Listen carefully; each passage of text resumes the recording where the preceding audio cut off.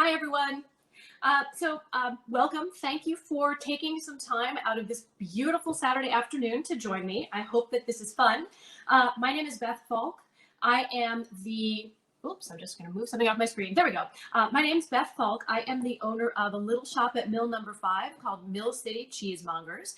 We sell cheese and wine and all kinds of other good foods, and our building is closed right now. So we are still out and about a little bit. You can find me on Sundays at the Mill Number 5 Farmers Market if you ever want to talk about cheese. And you can also find me online at millcitycheese.com.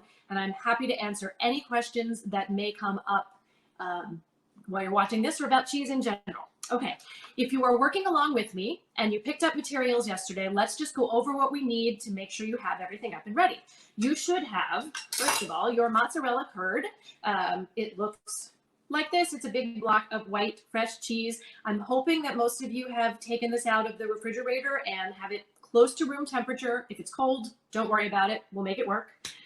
Put it on a cutting board. You'll need a knife to cut it into smaller pieces. You will need 2 mixing bowls. I've got a glass one here in front of me. Metal's probably better, but heat-safe glass is okay. I just want you to see what we're doing. That's empty for now. And then I have a second mixing bowl that is about half full of cool or cold water. Tap water's fine. This is what we're going to be using to cool down the mozzarella after we form it. You will need, if you've got one, a large wooden spoon. This is an extra large one, or a spatula, something to use to pull the cheese. You can also use your hands if you don't have this. You'll need some coarse salt, sea salt, kosher salt. I have about 1/4 cup here. This is going to go into the cooling water. This, for now, will be the only salt that our cheese sees, so it's really about flavoring. Set that aside. Let's see what else. We'll need some kind of utensil, because preferably something heat safe, and you should also have a pot of hot water, not boiling water, but you need very hot water that's about 160 to 165 degrees. So if you don't have a lot of hot water going yet, get that on the stove now, get it heating up in a tea kettle, because you're going to need it, and you're going to need to replenish it once or twice during the course of this. So I've got a Pyrex measuring cup that I'm going to use to scoop it. The other thing you should know is that you are going to be putting your hands into the very hot water. I gave everyone a couple of pairs of vinyl food-safe gloves. This will help a little bit. Your hands are going to hurt in the hot water. If you've got rubber dishwashing gloves, those can also work. People who do this professionally just dunk their hands right in, but we'll do the best we can. Okay, so let's get started. I'm going to talk about what we will be doing as we all start working. So I'd like you to take your mozzarella curd and start cutting it. You want to cut small, relatively uniform pieces. The particular size of the pieces doesn't matter too much, as long as they are all about the same size, so that they absorb heat evenly and melt evenly. I have started to cut my curd into cubes that are about 1 inch all the way around.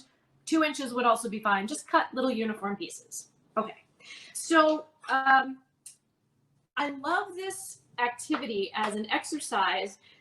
First of all, just because it's always fun to get your hands into your food and make your own food, but also because it is a nice way for people to understand that cheese making is not as simple as a lot of us maybe assume that it is. Fresh cheeses like mozzarella and chèvre, paneer, something similar to feta or ricotta are definitely things you can make at home. You can also make other more complicated cheeses at home, but really, to make consistently good cheese, you need a lot of practice and a lot of skill. The cheesemakers who produce the kinds of cheeses that we sell in the shop have years and years of experience. They have a lot of in-depth technical understanding of the chemistry and microbiology behind the cheese making process. And then they also have what I can only describe as an instinct. They put their hands into the curds and they can tell what they need to do, what kinds of adjustments they need to make. And that's something that you learn with experience, but to some extent you just have to have innately. I'm a reasonable cook. I like to work in the kitchen. I have tried to make cheese along with some of our professional cheesemakers, and I'm not very good at it. It's really hard, and it takes a long time to learn how to do it well. What you may realize as you are starting to work with this mozzarella curd and to stretch and pull it is that it feels a little clumsy, and you're going to come out with something that tastes pretty good because in most circumstances, someone else made the curd for you. I know, I think Jen and Jake are on here and they tried making curd at home themselves this morning, so I hope that's working. But this is already something that's going to taste pretty good, but you may not get the texture you want. And so lesson learned. This curd comes from a farm in Massachusetts, comes from Shy Brothers Farm down in Westport, which is in the southeastern part of the state on the mainland, but right across from Cape Cod. The Santos brothers, who operate the farm, are third-generation dairy farmers. They are two sets of twins. They are very, very soft-spoken, hence the name Shy Brothers, which I think is kind of cute. Their farm is a beautiful, old farm. They've got a gorgeous old cedar shingle barn that sits up on a hill, a peninsula right in between two saltwater estuaries, two rivers that come out to the ocean. Their property would be an amazing place for a beautiful vacation home. It would be a lovely setting for a golf course. Lots of developers think so. And we who care about the Shy Brothers really don't want to see that happen. It has been a farm for hundreds of years. It's a beautiful open space in the middle of this incredibly picturesque coastal town. And it's important to me, it's important to a lot of people in Westport, and it's important to the local ecosystem that that farm stay a farm. So this is what I'm talking about a lot lately. Getting cheese from places like this, supporting these farmers, these families who really see themselves as stewards of the land is so critical to maintaining our environment, our local food system, our small local economies. These farmers are in trouble right now. Many of them are making cheese that was going to restaurants, and they have seen those sales diminish. When I spoke with the manager of Shy Brothers yesterday, she told me that in the past month, their sales are down about 75%, which is obviously not great. So I feel like it's really important for all of us consumers to understand that we want to keep supporting these farms. So if you have fun with this and you like the way it tastes, the good news is that you can go online to shybrothersfarm.com, and I'll have that link on my website as well. And you can buy 5-pound portions of mozzarella curd shipped right to your house, and you can play with it for a long time, and you can practice, learn to be a cheesemaker. Okay, I'll talk more about the Shy Brothers, but let's get to work. So now we've got our curds cut into these uniform pieces. Let's put them into our empty bowl. Move them in gently. I probably have more curd here. I have about 3 pounds, and I think I tried to give each of you at least a pound to work with on your own. I wanted to divide it up the best I could, but let's get it into the bowl. And then what we're going to do is pour hot water into the bowl, not right on top of the curds. If you want to, if you have curd, take a piece and break it up and take a look at what it looks like inside. I'll try to hold this up so you can see it's crumbly. When you look at it first, it's got a very rough, uneven surface. These are curds like cottage cheese that have been very gently pressed together. And then these curds are vacuum sealed as soon as they cool off after Carl makes them. So he takes milk from his own herd of cows each day, puts it through his own pasteurizer, and then gets it right into a vat, adds some rennet, doesn't add very much, maybe a tiny bit of salt to this. As soon as the curds start to form, as soon as the solids start to coagulate, Carl, who is the head cheesemaker, gets to work stirring and cutting the curds to release a lot of whey. You probably noticed in the container that you took home yesterday that some liquid formed at the bottom, some whey leaked, exuded out of the cheese. That's the protein-rich liquid separating from the butter fat and the milk solids. And then those curds, once they get to the right size, are drained and packed. Carl packs them in either 5 or 10 pound blocks, vacuum seals them as soon as they're cool. And in that vacuum sealed state, they can last for a couple of weeks. Now that we've got them out exposed to the air, you'll want to eat the mozzarella you make today, ideally this afternoon, have it for dinner this evening, but it'll keep for about a week. It'll start to taste less good after that time. But so we've got our crumbly curds. What we're going to do is heat them up gently so that they will start to stretch. Mozzarella is what is called in Italian a pasta filata cheese, or spun paste or pulled paste. Other cheeses in that family are stracciatella, provolone, some of the other cacciata, caciocavallo cheeses that you'll see in Italian markets. It just means we're pulling the paste. What is happening here is that the heat, we're not cooking the curds, even though that's what some people call it, but as we heat the curds, we are denaturing the proteins in the fat and stretching out the casein, the protein molecules that have formed within the curds. And so we're changing the texture of the cheese. We're trying to get something really smooth and silken.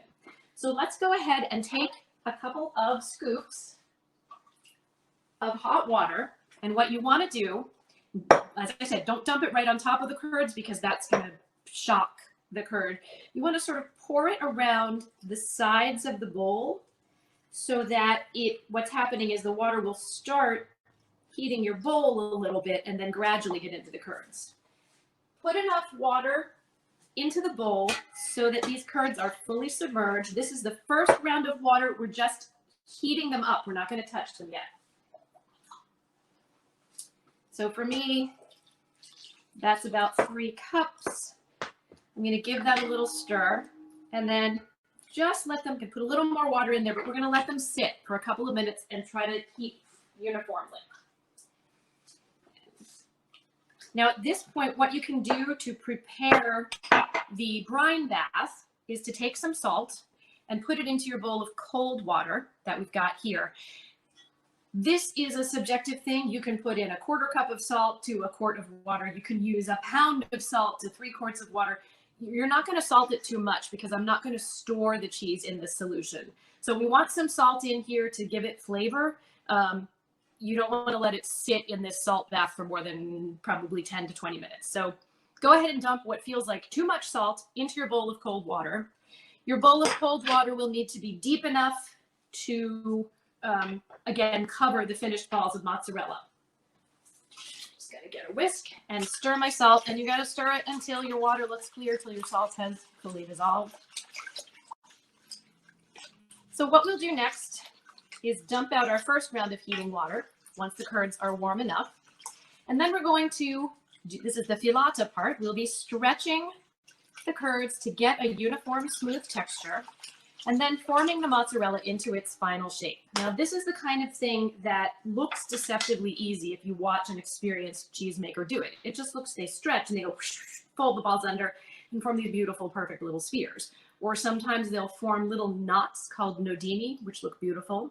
You will see mozzarella in markets in different sizes. The most common one is about the size of your fist, usually 8 to 10 ounces. Bocconcini are little grape-sized balls of mozzarella.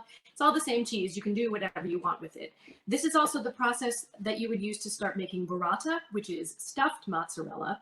What's inside burrata, what's on outside burrata is a sort of skin or a pouch of very, very thinly stretched mozzarella curd. And then it's filled with a mixture of more stretched curds and heavy cream, and it's insanely good. You can make that if you save a few of your curds here, if you've got light or heavy cream at home. All right, let me just take a look here and see. Give your curds in the hot water another stir. And what you want at this point is to feel that, sort of break one open. You're going to have to get your hands in there. The curds will have cooled the water off. Just feel that they are warm all the way through. So you can break a few apart. I feel that there's nothing is cold in the center here. And the curds have also cooled the water down quite a bit. So I am going to end up off camera for a moment. I'm just going to pour out most of this water because I'm going to want to refresh it with some more heat. You can do that now into another bowl, put it down the drain. You can save this water and use it to store your mozzarella later, but no big deal. Whatever you decide to do is fine. I'll be right back.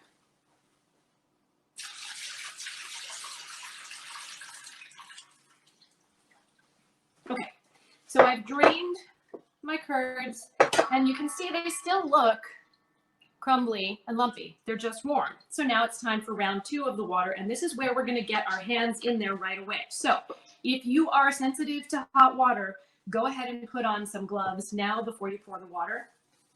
I sometimes still do this with 2 layers of gloves, and I think I gave all of you enough gloves to do 2. This is where if you've got dishwashing gloves, a real cheesemaker. My friend Luca, if any of you have had Wolf Meadow cheeses, his beautiful mozzarella and burrata, Luca laughs at the fact that people do this, but Luca has been making mozzarella and working. He's had his hands in the milk, as he says, for 40 years now. So he's used to it. This is another one of those things. You think you want to be a cheesemaker, make cheese, you better be ready to be up to your elbows in hot liquid all the time. Okay. Again, we're going to do the same thing. We're still going to pour the hot water around the edges of the bowl.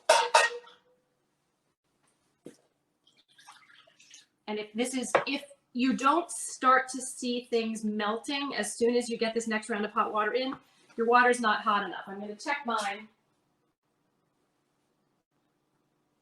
Yeah, I'm going to add a little more heat, but you need it to be at least at 165 really to get things going.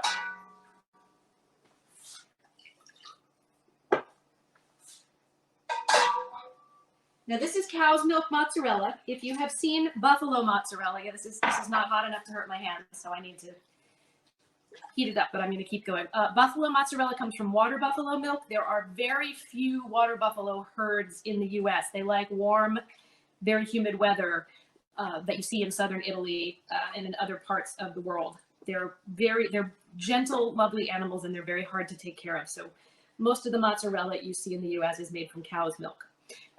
Buffalo mozzarella is very bright white. Cow's milk mozzarella is always going to be a little bit ivory. You'll notice if you look at your curds now that they're sort of an off-white color. And that's because cows metabolize beta carotene and chlorophyll, and so there's a little color to their milk. Goats and water buffalo don't, so you get white milk. So if you ever see a cow's milk cheese that's bright white, it's probably been treated with titanium dioxide, which makes it chalky and not great. All right, I need a little bit more hot water. If your hands are hurting and it feels uncomfortably hot, you have water that's the right temperature. So get your hands in there and start to just kind of very, very gently smush the curds together so that you get one big mass of curds instead of those little individual pieces. And I'm holding this up so you can see it. I would like you to keep your curds under the hot water and keep them warm as much as possible. If they heat unevenly and they start to cool off, the stretching is not going to work right.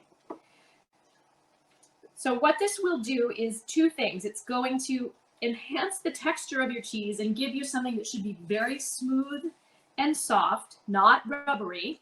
It will also enhance the flavor a little bit. If you've got a piece of, I should have had you taste a piece of curd. If you have a plain piece of curd, you can just pinch some off now. It's chalky and maybe even, ouch, a little bit bitter. Once the fats and the proteins are mixed up a little bit, you'll get a better flavor, a little bit sweeter. Okay, I'm going to put the last of my very hot water in. If you've got a big mass of curds, that's exactly what you want.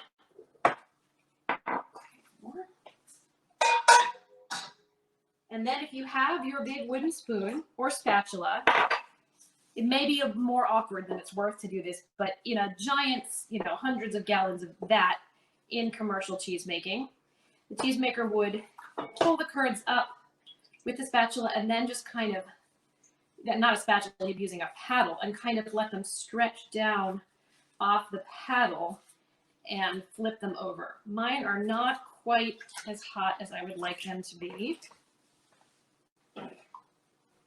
Seems to be. And here's the part where instinct kicks in, because, ouch, there we go. Woo! If you do this right and stretch it just enough, you'll get something beautiful and silky. If you stretch it too much, you're going to get something that's the texture of a pencil eraser, and it'll taste fine. So I don't know if you can see this now. It's starting to get on the surface as I smooth it out. Your curds are starting to get a little bit shiny, a little glossy, and really drooping down now. So this is what we want. This is the filata. There we go. And then again, you should be doing this as much underwater as possible. I'm just trying to make it visible. Stretch it a few times until you see that the surface lumpiness has dissipated. You're getting something smooth and glossy.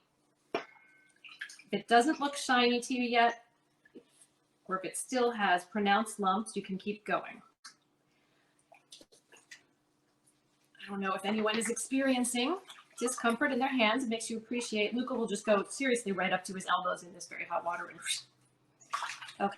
So that's starting to look right. So it's cool. This is melting a little, but that's about as melty as it gets. This is where you get cheese pull like you have on good pizza. So here's another test. If you pull and stretch it up and you get a lot of stretch like that, this is what you want. If you pull it and it breaks off quickly, you need to stretch a little more. So there we go. Okay, back under to heat this. Now you want to take, if you have a pound of mozzarella, why don't we try to break it into thirds so that you don't have enormous pieces. Underwater, scoop up, start to pinch it with your hands, and then pinch off about a third of the curd that you've got. And it should be a little tricky to pull it off now. It's stretched back under. And then if you have ever made bread and sort of smoothed the dough and rolled it under, that's what you want to do now. Tuck the sides under, smooth it over with the top of your hand. Don't overwork it. Just form it into a ball. Pinch the bottom like you would a little bread dough, and that's that, and then drop it into your cold water. Let's do that another couple of times, and then we'll see what you end up with. Now, some of you may have beautiful, perfect, I wish I could see everyone else's mozzarella here. You may have beautiful, perfect, uniform bocconcini, or you may have what I have, which is not very attractive, or you may have something that's still really lumpy or firm. It really makes you realize how hard this is to do. That's going into the cold water. I'm going to save a few pieces of this to show you what stracciatella and burrata look like, but here's my last one. So when your balls of mozzarella are in the cooling brine, leave them in there for about 5 to 15 minutes. You want them to cool completely. If you take them out too soon, they'll continue to melt and then they'll flatten out and you'll have mozzarella pancakes. And then you can store them in fresh, cool, clear water with just a little bit of salt, covered in your refrigerator, as I said, for about a week.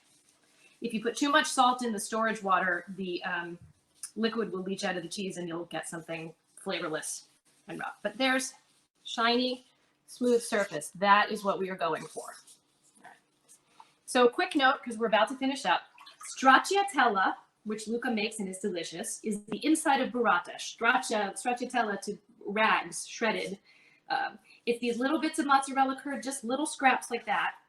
I'm going to shred these, break them up. I'm not going to do anything else to them. And then those get stored in unsalted cream. They could go inside. I could stretch out a piece and make a little balloon and fill it up and make burrata, but I'm just going to make stracciatella. And then you can just eat that in a bowl with balsamic vinegar with a little bit of salt. You can put it on top of bread. That's that. That's mozzarella stretching. In better days, when we can be closer in person again, I'd love to have Luca come down to the shop and show you all how to do this. But I do hope that you got a chance to get your hands in there and have some fun with it. If you want to do this again at home, ShyBrothersFarm.com. If you're in Massachusetts, you'll get the cheese shipped overnight the next day. It's about $10 a pound. Put it on pizza, put it on bread, just eat it by itself. Get in there and try to make it. It's really, really fun. Just going to hit the chat button. If anyone has questions and wants to reach out, please go to millcitycheese.com. My email address is there. I would love to talk to you more about the Shy Brothers and more about cheese. I will see some of you on Sunday at the Mill 5 Farmers Market. Thank you so much. This is really, really fun. Thank you to Lowell Makes for doing this. I'm so glad they found a way. I'm going to show you one last time. That's my first ball of mozzarella. It's not very pretty. If you open it up, though, you'll see that it's kind of silken inside. It should be a little cooler. This is bad. If I got this from someone else, I wouldn't be thrilled. It's not that easy, but go ahead and enjoy it and appreciate it.